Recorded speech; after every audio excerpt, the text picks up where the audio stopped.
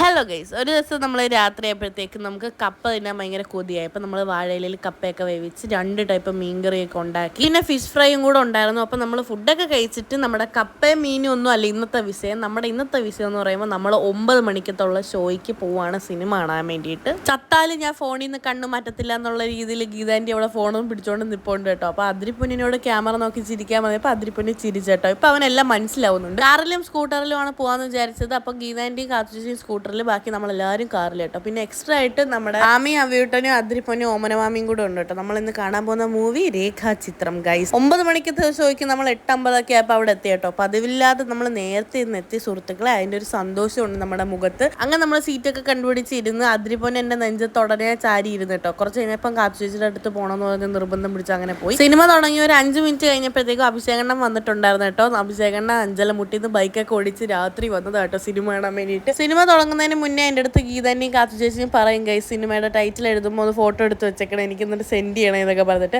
അപ്പോൾ ഫിലിമൊക്കെ കഴിഞ്ഞതിന് ശേഷം ഇവരെല്ലാവരും കൂടെ സിനിമയുടെ ചർച്ച ചെയ്യണം കേട്ടോ, അമ്മയും അഭിഷേകണ്ണനും കൂടി. ഫിലിം കൊള്ളാം ഗൈസ്, ഒരു ആക്ഷൻ ത്രില്ലർ മൂവിയാണ്. അങ്ങനെ മൂവിയൊക്കെ കണ്ടു കഴിഞ്ഞാൽ നമ്മൾ നേരെ വീട്ടിലോട്ട് വന്നു. അപ്പോൾ അത്രയേ ഉള്ളൂ.